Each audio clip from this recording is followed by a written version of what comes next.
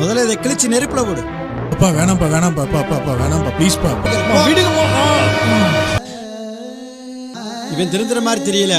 டே, உனக்கு நம்ம சாதிசனா அம்மா அப்பா வேணும்னா பைபிளை விட்டுட்டு ஒழுங்கு மரியாதை வீட்டில் இரு. இல்லை இந்த பைபிள் தான் வேணும்னா ராஸ்கல் வீட்டை விட்டு ஓடி போயிரு.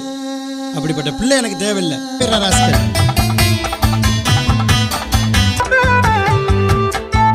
நான் சர்ச்சுக்கு வந்தது எங்க வீட்டுக்கு தெரிஞ்சிச்சு பாஸ்டர்.